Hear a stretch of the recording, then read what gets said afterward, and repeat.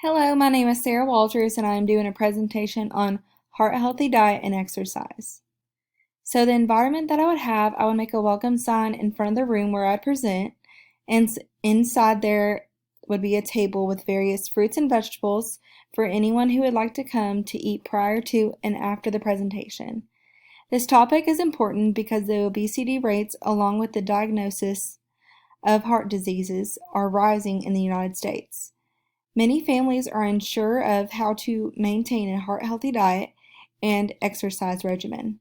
This is important for the parents to know so that they know a way of helping to get their family as a whole to have a healthier lifestyle. The relevance is that parents want best for their children, and this is a simple and easy way to make that happen. As an icebreaker, I will do an activity where I go around the room and have each member say their name and a type of food. And then after talking about a healthy diet, I will have the members separate into foods that are healthy versus foods that are unhealthy. What is the heart healthy diet? According to the American Heart Association, this is known as a plan to eat an abundance of nutrient-rich foods, fruits, vegetables, whole grain, lean poultry, and fish. This also means to avoid saturated fats, trans fats, excess sodium and salt, and then excess sugar. Our body uses the nutrient-rich foods for energy and for the proper development of our bodies. So it is important to eat these so that we can stay healthy. After I do this slide, I would then ask the participants to name some food that they enjoy eating that is a nutrient-rich food. So, for example, some of them could say strawberries or blueberries. So what food should I avoid eating? Processed meats, which is just like canned meats, hot dogs, and chicken nuggets. Soft drinks and sugary drinks such as Dr. Pepper and energy drinks. Sodium and salt-rich foods. These can be canned foods such as vegetables or meals like Chef Boyardee. And then fried foods such as French fries and fried chicken. And then lastly, added sugars such as candy and Little Debbie cakes. What food should I begin to eat more? Superfoods. According to Megan Ware, who is an RDN in Medical News Today, these foods refer to foods that offer the maximum nutritional benefits for minimal calories. They contain a high amount of minerals, vitamins, and antioxidants. These can help to possibly decrease or reverse the effects of health problems like heart disease, cancer, respiratory illnesses, and immune deficiency. Food examples include blueberries, raspberries, cranberries, kale, spinach, collard greens, salmon, grapes, garlic, and beets. Although these should not be the only foods in your diet, it is super easy to implement a few of these foods each week into your eating habits. Quick tips to get these foods implemented into the family diet. Firstly, you could add shredded greens to soups and stir fries. You could add berries to oatmeal, salad, cereal, or baked goods. You could try replacing beef with salmon. Try having a daily unsweetened green tea. You could snack on nuts and dried fruit. And then you could just make sure to have a fruit or vegetable anytime you eat. And then lastly, just look on the plates, look on the colors of your plate. Is all of your foods brown or beige? Add in foods with nutrient-rich colors like berries, kale, or beets. A brown food plate often means that the antioxidant levels are low. Are there any apps available that can help me track my diet and provides recipes for healthy meals?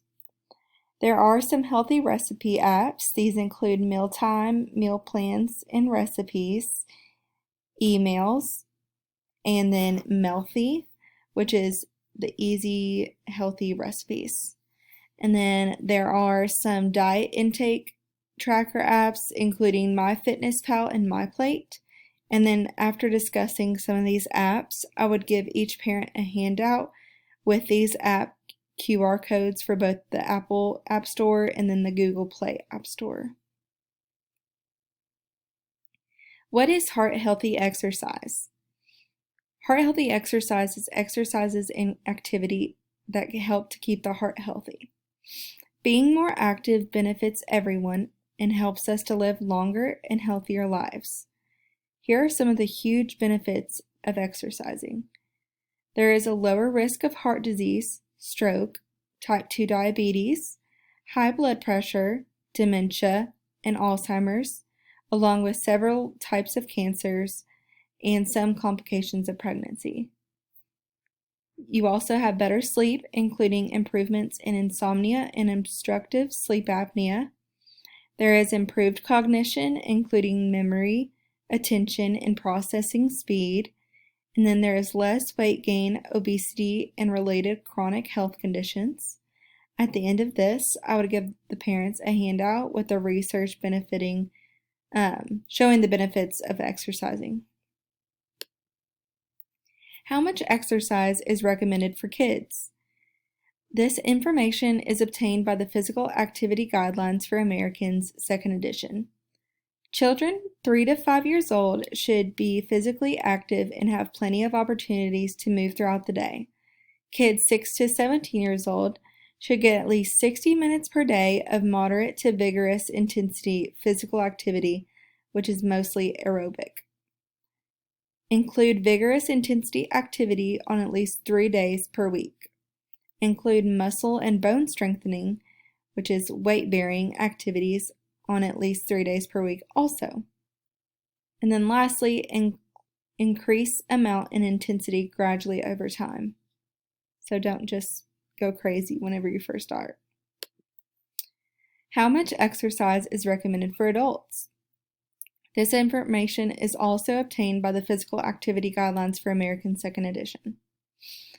So they want you to get at least 150 minutes per week of moderate intensity aerobic activity or 75 minutes per week of vigorous aerobic activity, or a combination of both, preferably spread throughout the week. Add moderate to high intensity muscle strengthening activity, such as resistance or weights, on at least 2 days per week. Spend less time sitting.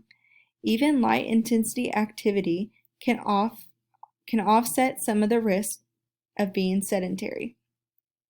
And then gain even more benefits by being active at least 300 minutes a day, or not a day, per week, which is 5 hours. And then increase the amount and intensity gradually over time. At the end of this slide, I would provide a handout with the research information for recommended exercise amounts and types for children and adults. What are some exercises to keep your heart healthy for children and parents? Games that involve running and chasing, hiking, jumping rope, riding a bicycle, running or jogging, swimming, stretching, roller skating, and basketball. Here are some exercise tips for the whole family. First, you can make an exercise schedule, creating a time for exercise in your daily schedules.